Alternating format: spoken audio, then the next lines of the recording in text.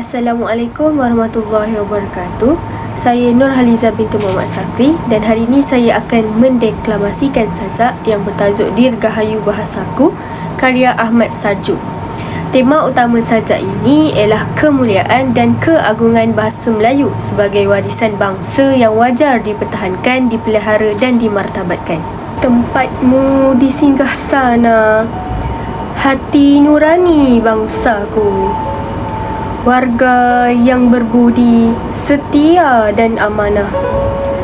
Bahasa itu maruah bangsa yang mesti dipelihara martabatnya agar tetap kukuh dan ampuh melayari lautan bijaksana. Salam ikatan mesra dan teguh. Cekal dan wajah semangat pejuangku, hak bangsaku memilikimu, hak bangsaku mendaulatkanmu. Di bumi bertuah ini, merentas dunia tak bertepi. Sejarah bangsa mencatatkan kegemilangan, ke barat dan ke timur menjalin persaudaraan. Gagah pelautku membelah lautan, ke utara dan ke selatan bahasaku mencengkam.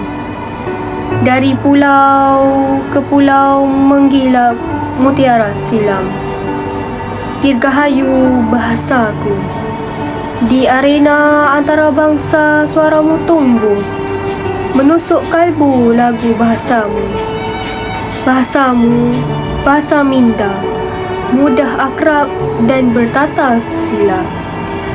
Daripada bangsa yang bernama Melayu menempa kejayaan di alaf baru.